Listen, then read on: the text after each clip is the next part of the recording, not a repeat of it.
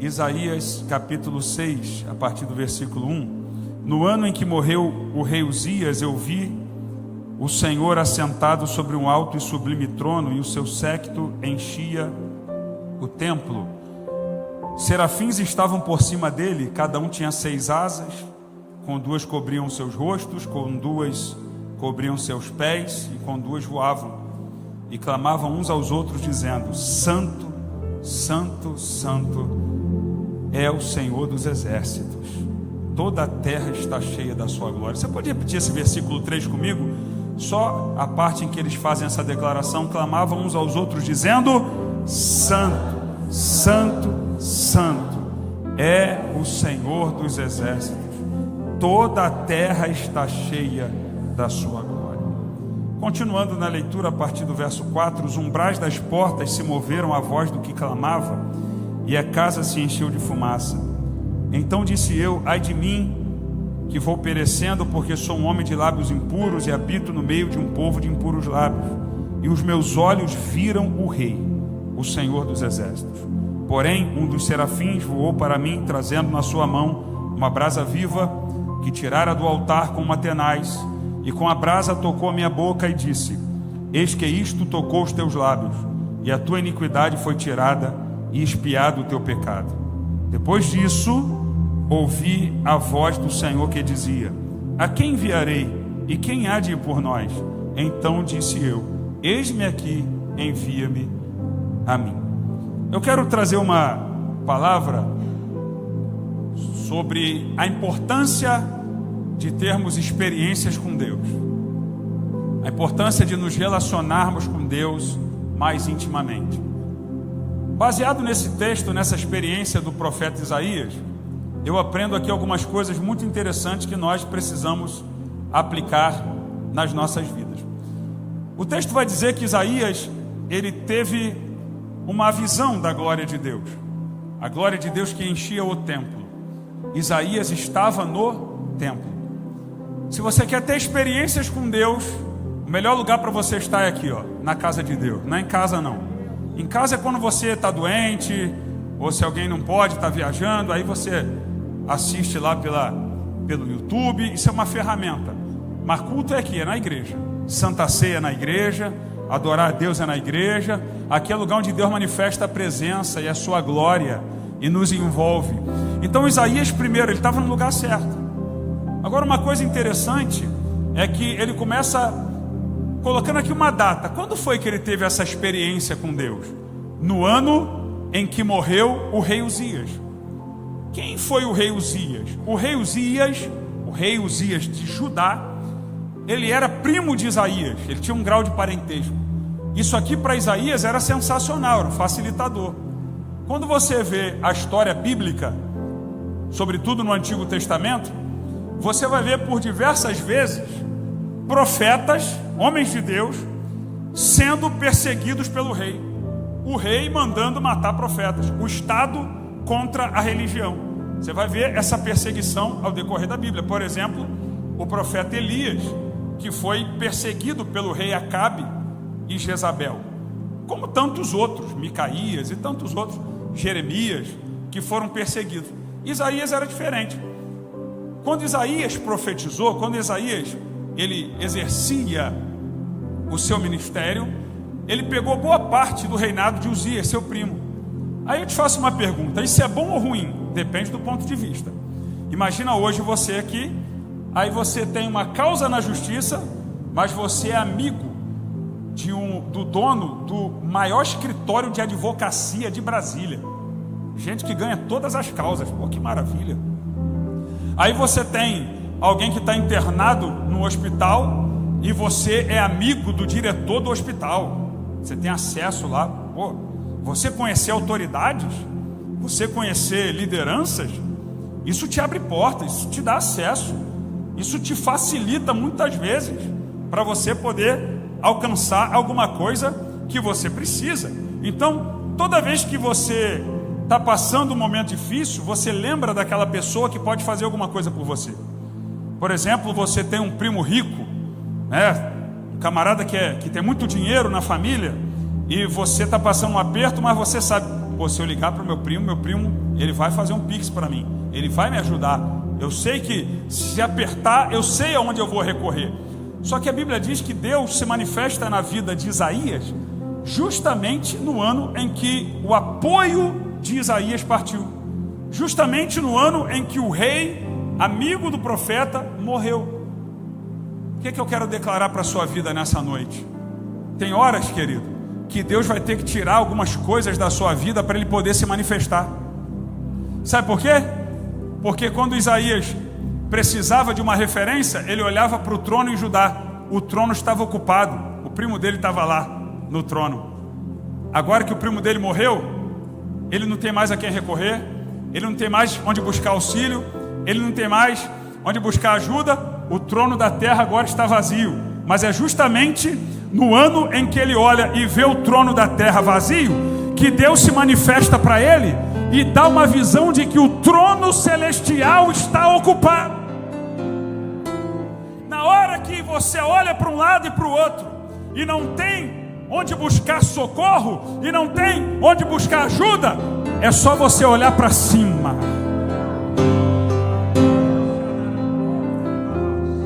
Quando você se encontrar sozinho, quando você não tiver mais a quem recorrer, quando na tua vida tudo se tornar impossível, quando ao teu redor não tiver mais escape, não tiver mais saída. O Salmo 121, a Bíblia diz: eleva os olhos para os montes, de onde me virá o socorro? Não está no monte, olha mais para cima. O meu socorro vem do Senhor que fez o céu e a terra. É no momento de maior luto da tua vida que Deus se manifesta. É no momento de tristeza, de angústia, de solidão, que Deus aparece para você aqui na Devec Brasília, para te dizer: você não está sozinho, eu amo você, eu tenho um projeto na tua vida, eu tenho a resposta que você precisa. Será que alguém pode aplaudir e exaltar Jesus? Aleluia! Deus só vai se manifestar na nossa vida quando nós entendermos que o trono do nosso coração só tem lugar para Ele. Quando o dinheiro não é mais importante, quando a fama não é mais importante, quando os relacionamentos com outras pessoas não são mais importantes, quando Ele for o centro da tua vida, Ele vai se manifestar na sua vida. Então, Isaías tem uma visão. E é interessante como ele descreve essa visão, que ele diz: no ano em que morreu o rei Uzias. Bate assim no peito, assim, ó, faz assim, ó. Eu. Diga, eu. Ele está dizendo: no ano que morreu o rei Uzias, não foi o meu vizinho que me contou, não. Não foi a pregação que eu assisti na internet, não. Eu vi o Senhor. Eu tive experiências com Deus. A Devec Brasília, chegou a hora de você parar de viver da experiência dos outros. Chegou a hora de você parar de dizer: não, porque minha avó, quando orava, aquela ali era canela de fogo, a minha avó era cheia da presença. Não. É você que Deus está contando para fazer a diferença nessa geração. O que Deus fez no passado, faz na tua vida hoje também. Como Deus usou os homens e mulheres de Deus no passado, usa você também. Eu vi o Senhor, ninguém me contou. Eu tive experiência com Deus. Você já foi batizado com o Espírito Santo? Quantos aqui são batizados com o Espírito Santo? Quantos oram em línguas aqui na presença de Deus? Tem gente que acha que isso não é importante, não. Não, já aceitei Jesus. Meu nome está escrito no livro da vida. Pastor, para ir para o céu, tem que ser batizado com o Espírito Santo? Não, a Bíblia não tem nenhum respaldo para isso. Então já está bom. Não, irmão. Revestimento de poder, orar em línguas, sentir a presença de Deus, chorar na presença de Deus. Oh, glória! Ouvir o Espírito Santo falar dentro do teu coração. Isso é experiência com Deus, irmão. A igreja é importante. Ter um pastor, ter um homem de Deus para te ensinar a palavra, para te orientar, isso é muito importante. Mas você não pode viver só da experiência do pastor, não. Você não pode chegar no teu trabalho e dizer assim: olha, eu quero falar acerca do Deus do meu pastor. Eu quero falar um pouco sobre o Jesus a quem o meu pastor serve. Porque o meu pastor, ele fala, ele tem experiência com Deus. O meu pastor falou que ele ouve Deus falar com ele. Chegou a hora de você falar assim, ó: eu falo com Jesus todo dia. Aleluia. E eu escuto Ele falar comigo também. Deus quer se relacionar com você.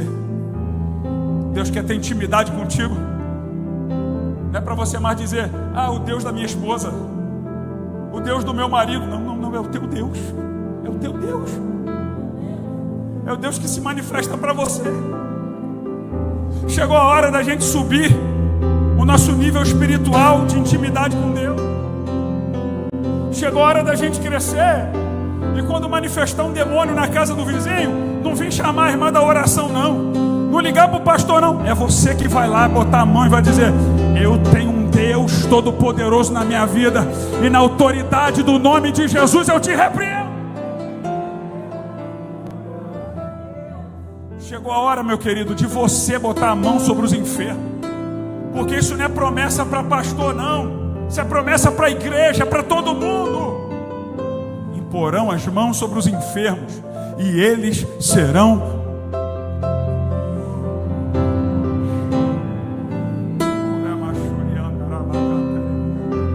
No ano que morreu o rei Uzias, eu tive essa experiência. Eu vi o Senhor assentado no alto e sublime trono. O trono da terra está vazio, mas o trono do céu está ocupado. Talvez alguém tivesse perguntado: Isaías, você que é parente aí do rei e tal, o rei morreu, como é que vai ser daqui para frente aqui na terra? A gente está preocupado com o cenário político aqui. Parece os dias de hoje, né? Ontem eu estava jantando aqui na igreja aqui com alguns irmãos aí, conversando, normal. Aí o pessoal sabe que eu pesquiso, entendo um pouco de política. Aí o pessoal me perguntando: pastor, como é que vai ser? Qual é a perspectiva para o Brasil agora, para o ano que vem? Como é que está esse cenário aí? Aí eu falei alguma coisa, algumas possibilidades daquilo que a gente acompanha e tal, mas eu falei assim: agora, isso aqui eu estou falando aqui numa ótica humana, mas permita-me colocar minha fé em ação. A minha confiança não está aqui não, filho. A minha confiança está naquele que está sentado sobre o alto e sublime trono. Porque no Brasil a cada 4 anos tem eleições. No céu jamais. No céu o governo não muda. No céu é Ele. Antes da criação de todas as coisas, Ele permanece assentado no controle de todas as coisas, governando em glória. Tudo está no seu controle, nada escapa do seu controle e do seu agir. A tua vida está no controle de Deus. As tuas finanças estão no controle de Deus. A tua saúde está no controle de Deus. A tua casa está no controle de Deus. Aleluia. Aleluia. Eu sinto a presença de Deus aqui nessa noite. Oh, que maravilha. Isaías continua declarando: eu vi o Senhor, e quando eu vi o Senhor, eu disse: ai de mim, que vou perecendo. Ai de mim, que estou perecendo diante da glória de Deus. Você sabe por que ele está declarando isso, irmão? Você tem que entender o contexto aqui. Eu estou aqui falando do capítulo 6. Mas quando você chegar em casa, você vai ler o capítulo 5, amém? 5 pessoas vão ler. Passei o homework aqui, se você vai fazer ou não, eu passei. O capítulo 5 de Isaías, ele é conhecido como o capítulo dos ais. Esse ai é um ai de condenação. Aí ele começa dizendo: ai daqueles que se levantam cedo para derramar sangue, ai daqueles que misturam bebida forte, ai daqueles que chamam o que é mal de bem e o que é bem de mal. Ele começa a liberar juízo de condenação sobre as pessoas. Isaías está errado em fazer isso, irmão? Não. Ele é profeta, e o que ele está vendo de errado, ele está condenando as atitudes erradas das pessoas. Não está errado não. Cuidado, tá? Quando você cita texto sem contexto. Olha, Jesus disse: não julgueis. Não. Peraí. não julgueis, eu quero que você me mostre uma frase onde Jesus diz assim: não julgueis, ponto. Me mostra essa frase. O que ele diz? Não julgueis para que não sejais julgados, porque como um juízo que medires aos outros, vos medirão também. Sabe o que Jesus está dizendo?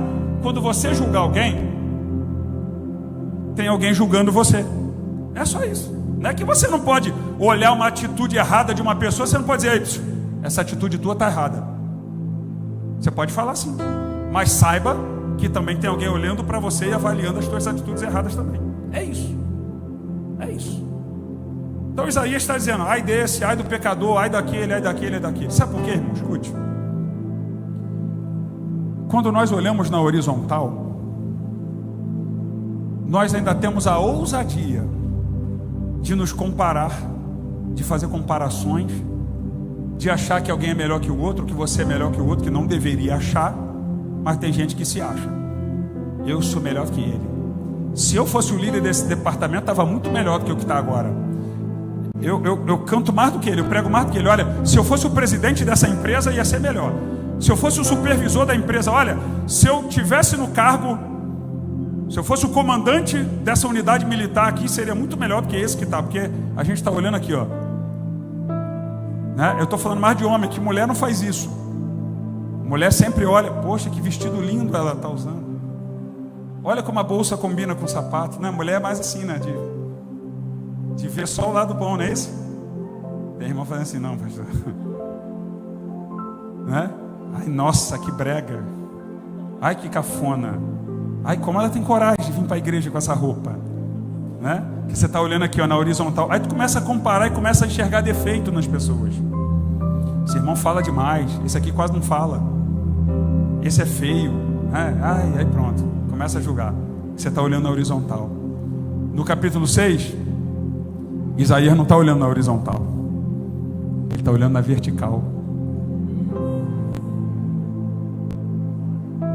Isaías agora vai se comparar com quem? No capítulo 5, ai dele, ai de você, ai dela, ai do teu vizinho, ai do teu pai, ai da tua mãe, ai de não sei quem. No capítulo 6, quando ele está diante da glória de Deus: ai de mim, porque vou perecendo diante da glória de Deus, os meus olhos viram o Rei. Diante de Deus, você não tem com que se comparar. Diante de Deus, diante da palavra de Deus, você vê que o imperfeito é você. Quando você olha na horizontal: ai, minha vida está assim por causa dele. Ai, errou porque quem errou foi ele. Dentro do casamento, meu casamento está em guerra por causa dela. Meu casamento está em guerra por causa dele. O problema são os filhos. Mas quando você começa a buscar a Deus,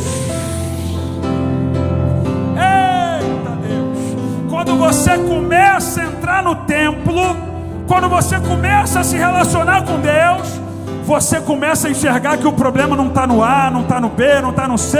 O problema é você. Agora, o que o relacionamento com Deus promove nas nossas vidas? Arrependimento. Ele diz: ai de mim que vou perecendo, porque sou um homem de lábios impuros. Isaías confessa o seu pecado a Deus, não transfere pecado. Ele declara: eu sei o que eu tenho feito. Querido, você sabe o que é arrependimento? É você confessar para Deus o que você fez. É você confessar os seus pecados. Não só com relação a Deus, mas quando você peca contra o seu irmão, contra o seu próximo. Você confessar para o seu próximo e você pedir perdão pelo que você fez. Uma vez eu fui um mediador entre dois irmãos que tinham brigado, estavam em discórdia um com o outro. Aí eu fui lá na paz, bem-aventurados pacificadores, né? Eu estou lá para ajeitar entre os irmãos. Falei: ó, tem que pedir perdão, cara, pede perdão. Vamos se reconciliar, vai lá, tá bom. Aí juntei os irmãos, aí um virou para o outro e falou assim: se eu fiz alguma coisa contra você, eu peço perdão. Eu falei: não, volta a fita. Que perdão mais cara de pau, irmão, é esse? Que pedido de perdão mais sem vergonha? Se eu fiz alguma coisa, por que tu acha que tu fez o quê? Sonâmbulo? E você não sabe o que fez? Ou tu estava endemoniado e não sabe o que você estava fazendo? Claro que você sabe o que você fez ou o que não fez. Diga para ele o que você fez. Olha, me perdoe porque eu falei isso de você. Me perdoe porque eu fiz isso contra você. Você confessa. É o que Isaías está dizendo. Tem gente que vai orar. Senhor meu Deus, me perdoa por palavras, pensamentos e obras. Aí Jeová está olhando. Ai, que filhinho, cara de pau eu tenho, né? Que pensamento? Fala para mim que pensamento é. Fala para mim. Não que ele não saiba, que ele sabe de todas as coisas, mas ele quer ouvir você falar. Palavras? Que palavras? Obras? Que obras que você fez de errado? O que você está fazendo de errado? Fala. Ai, se eu pensei alguma... Pensou ou não pensou? Confessa. Quer libertação para os pecados? Quer ser liberto de pecado? Confessa. O que você está fazendo? O que está dominando você? Agora, tão importante quanto reconhecer o seu pecado é entender a origem dele. Isaías diz assim: sou um homem de lábios impuros e habito no meio de um povo de impuros lábios. Entendi. Você está sendo influenciado pelo meio que você vive. Todo ser humano, ou ele está influenciando ou está sendo influenciado. Sempre. Se você está num ambiente onde você não influencia, você é influenciado. Sempre.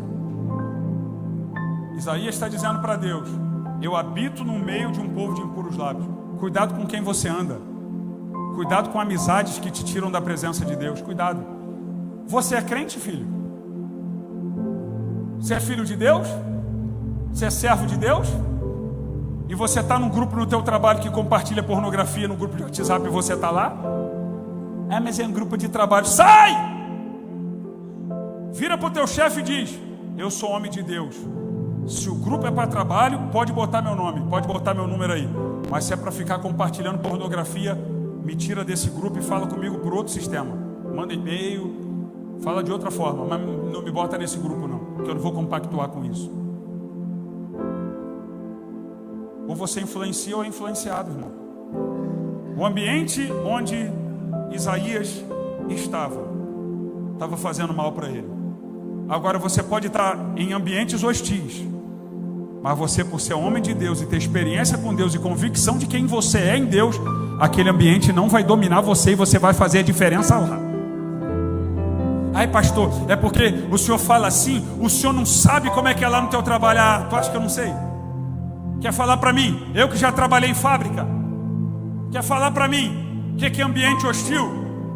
De coisas obscenas, de prostituição? Você acha que eu não sei como é que é isso?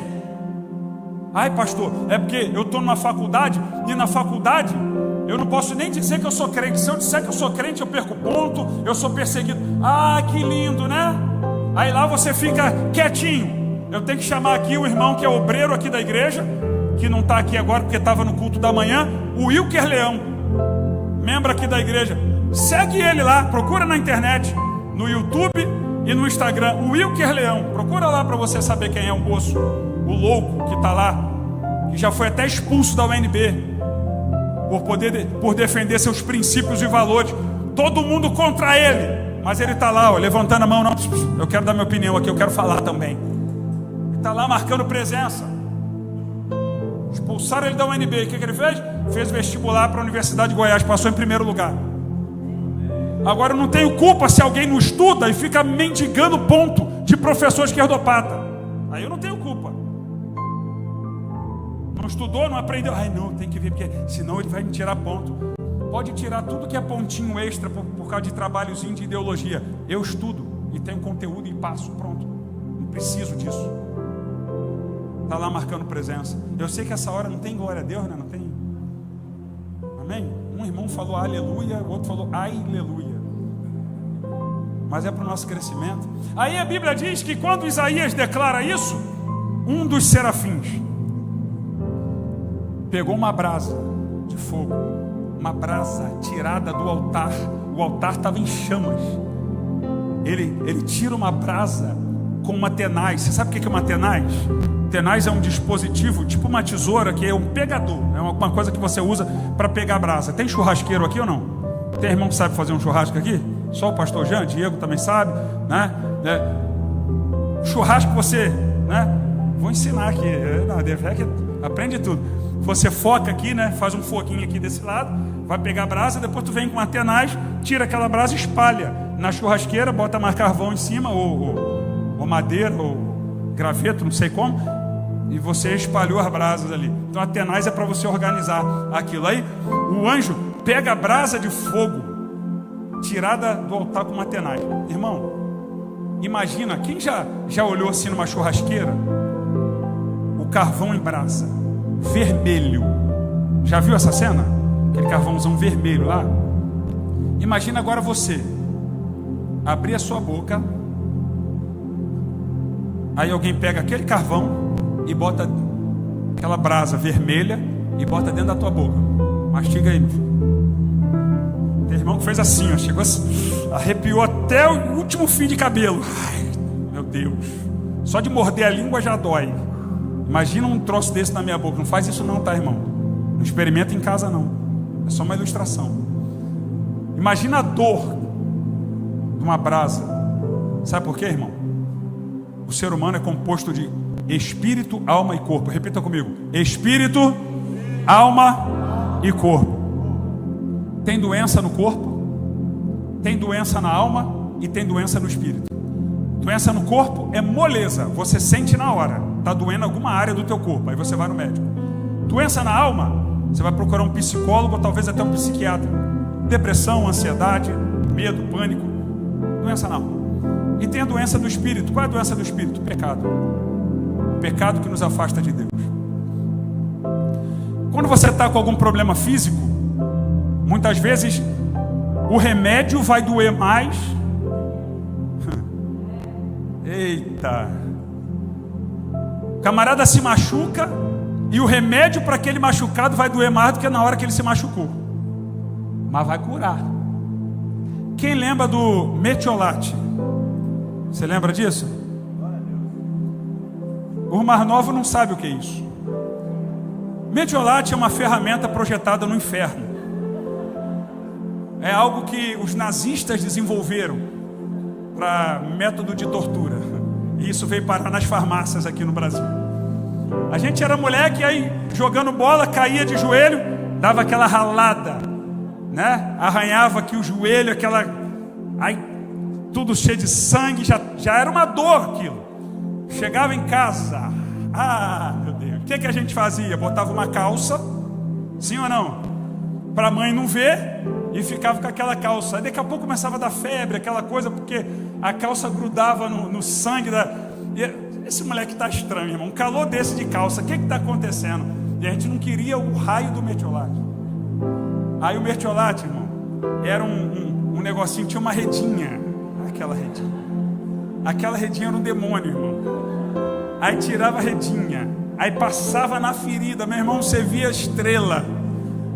Aí você falava: nunca mais eu vou jogar futebol, nunca mais eu vou brincar de pique. Aí tomava-lhe o metiolate no machucado. Aí depois a mãe ainda vinha aí, assoprava ainda. Aí que doía com força. Meu irmão, que dor da miséria. Mas tem um detalhe: no dia seguinte você estava bom. Já tinha aquela casquinha de ferida lá para, né? Melhorava rapidinho, irmão. Porque às vezes para curar vai ter que doer. E tem gente que está preso no pecado e não quer largar. Abstinência, eu não consigo largar, não dá para deixar isso. Aí como é que eu faço? Tu vai sentir a dor. A tua carne vai gritar para você pecar, mas o Espírito Santo está libertando você.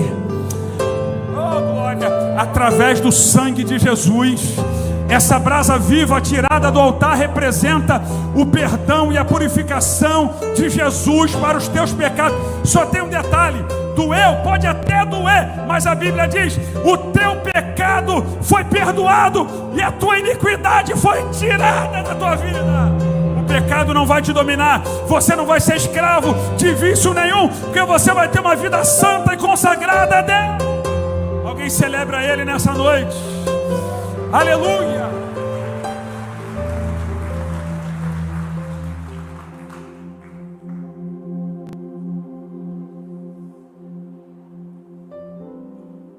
Experiência com Deus muda a vida, irmão.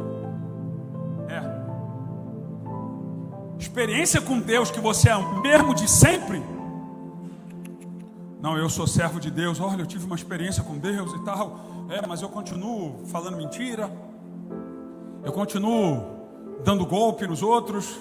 Continuo na prostituição, no adultério. Continuo aí, mas... Não. Experiência com Deus muda a vida. 2 Coríntios 5,17. Se alguém está em Cristo, nova criatura é. As coisas velhas se passaram, tudo se fez novo. Ele arranca as mazelas da tua vida, aquilo que te prendia, que te colocava para baixo. Ele muda a tua realidade. Experiência com Deus. E o texto vai dizer, Isaías diz: depois disto ouvi uma voz que dizia: a quem enviarei? E quem há de ir por nós? Olha, uma convocação. Depois disto, ouvi uma voz. A voz de quem, irmão? De Deus. Ele ouviu Deus falando. No início do texto, ele está ouvindo os serafins adorando. Agora ele está ouvindo Deus falar com ele. Ele ouve a voz de Deus: a quem enviarei? E quem há de ir por nós?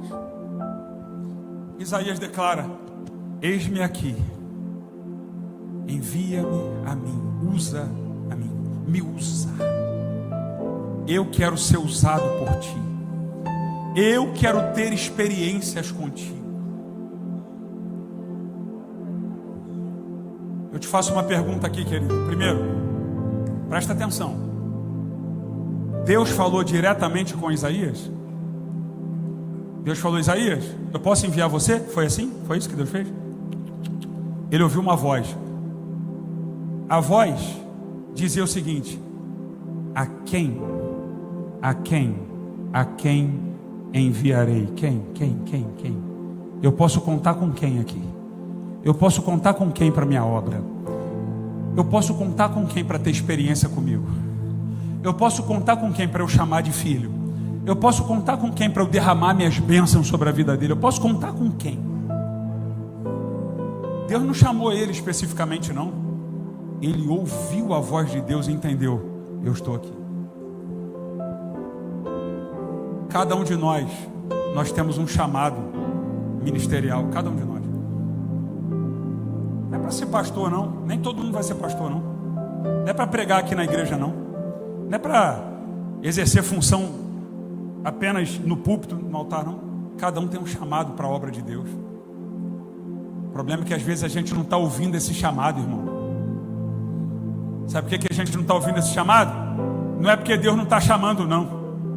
É porque a gente ainda está preso no pecado. A gente ainda está apegado ao rei Uzias, as coisas dessa terra. A gente ainda está muito distraído com muita coisa, e a gente não está conseguindo ouvir a voz de Deus. Porque o Deus que fala no meio da tempestade, como falou com Jó, é o Deus que fala através de uma brisa suave, como falou com Elias. Tem horas que você não está ouvindo a voz de Deus. Não é porque Deus não está falando, não. Você está muito longe.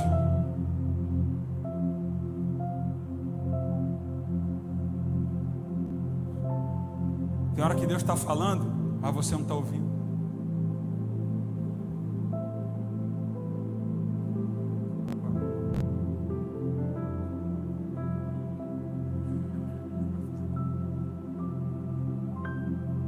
Sim ou não, que eu falei?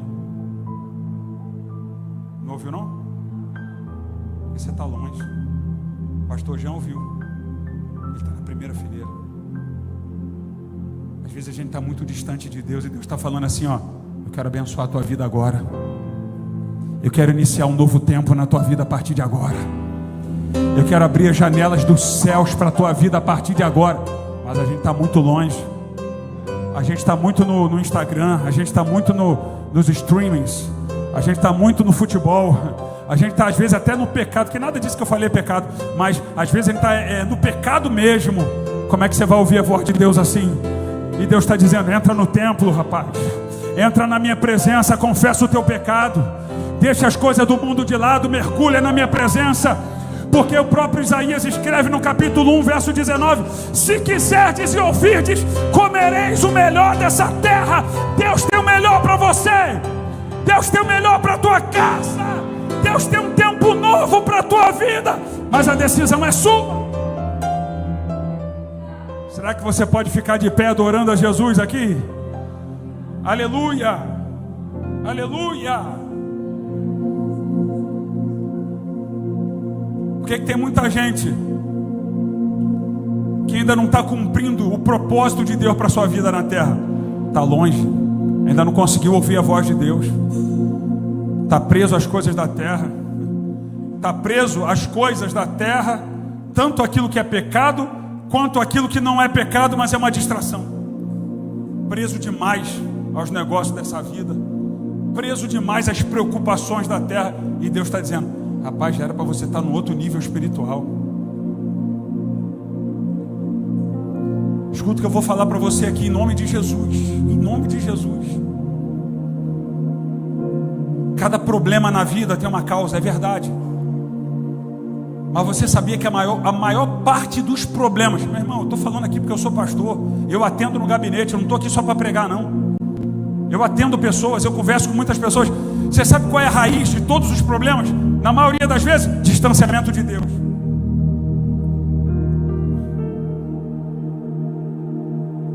Gente que vem para mim muitas vezes: pastor, estou enfrentando uma crise financeira, porque eu entrei num negócio aqui e tal. Como foi isso? Você orou? Deus falou? Não, pastor, eu nem falei com Deus nem nada. Então você não estava num relacionamento de intimidade com Deus quando você tomou essa decisão. Gente com problema no casamento, muitas vezes por causa de um distanciamento primeiro de Deus. Aí começa o distanciamento dentro de casa, porque o casal já não ora mais, já não busca mais, já não lê mais a Bíblia.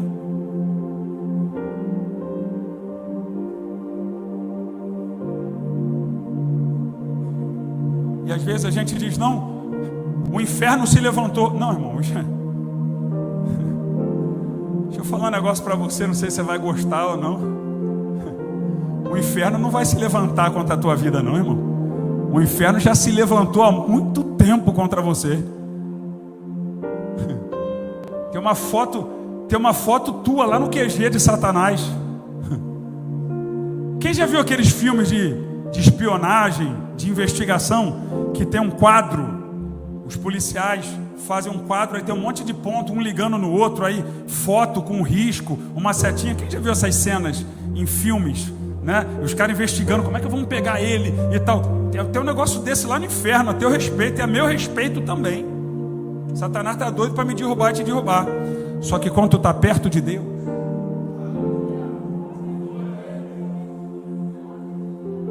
eita Deus!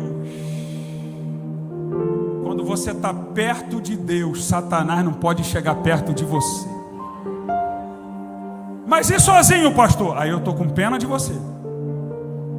Mas se eu seguir o meu caminho, eu estou com pena de você, porque Satanás vem com tudo.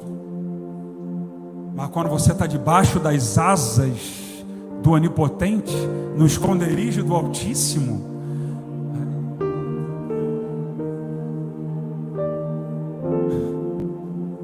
você está dentro de um bunker móvel. Sabe o que é isso?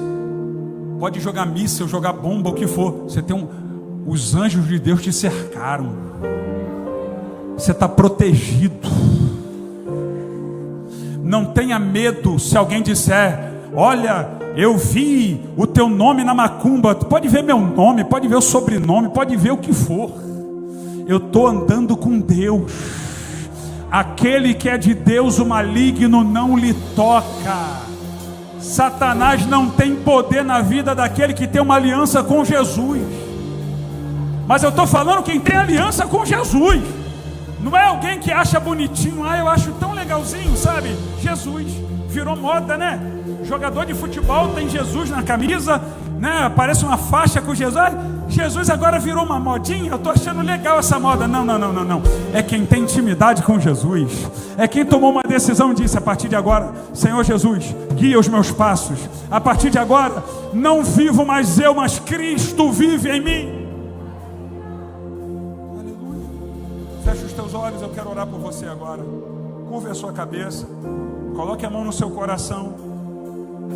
Eu quero fazer uma oração aqui nessa hora. Eu não conheço todas as pessoas que estão aqui hoje. Quem sabe alguém que está hoje aqui e precisa hoje tomar uma decisão de entregar a sua vida a Jesus. Assim como eu fiz e assim como a maioria dessas pessoas fizeram. Eu quero orar por você e abençoar a sua vida. Você que nunca tomou uma decisão de entregar a sua vida a Jesus. Você que ainda não tem uma experiência verdadeira de transformação de vida com Deus. Ou talvez alguém que está aqui hoje, que já até serviu a Deus em alguma igreja, mas hoje você está afastado. Hoje você está afastada. E hoje você quer voltar. A igreja está de olhos fechados orando por você. Apenas eu aqui como pastor de olhos abertos, porque eu quero ver você. Eu preciso te ver para que eu possa orar pela sua vida. Então agora, em nome de Jesus, não espere alguém fazer isso não. Porque talvez seja só você. E Deus vai fazer a obra completa na sua vida hoje. Você vai sair diferente daqui nessa noite, com a tua vida transformada em nome de Jesus. Onde você está agora? Deixa eu orar pela sua vida. Onde está a primeira pessoa que quer entregar a sua vida a Jesus? Levante bem alto a sua mão agora no seu lugar. Onde você está? Você que quer confessar Jesus como o único e suficiente Salvador da sua vida. Você que quer entregar a sua vida a Jesus, ou você que está afastado ou afastada e quer voltar para Jesus, não é amanhã não, é agora. Dê um sinal com a sua mão bem alto para que eu possa orar pela sua vida agora, em nome de Jesus. Em nome de Jesus. Essa igreja está intercedendo por você. É guerra espiritual, é batalha espiritual, porque o diabo quer te prender, o diabo quer te privar das bênçãos de Deus, mas Jesus morreu por você, para que hoje você possa ter acesso à presença de Deus. Eu quero orar por você agora. Não tenha medo nem vergonha. Deixa eu orar pela sua vida. Onde você está? Levanta a sua mão agora, em nome de Jesus. Em nome de Jesus, em nome de Jesus. Você é livre para tomar essa decisão. O inimigo não pode prender você. Você não vai ser escravo do pecado. Jesus é poderoso para limpar o teu coração e mudar a tua história. Aonde você está? Deixa eu orar por você agora. Deixa eu orar por você agora. Quem sabe você conhece Jesus de ouvir falar. Você conhece a Deus porque você ouviu falar de Deus, mas você não tem experiência com Ele. Eu quero orar por você agora, em nome de Jesus. Onde há uma pessoa aqui para que eu possa orar e abençoar a sua vida? Dê um sinal com a sua mão agora, bem alto. Levanta a sua mão acima da sua cabeça. Você que está afastado e quer voltar para Jesus. Aleluia.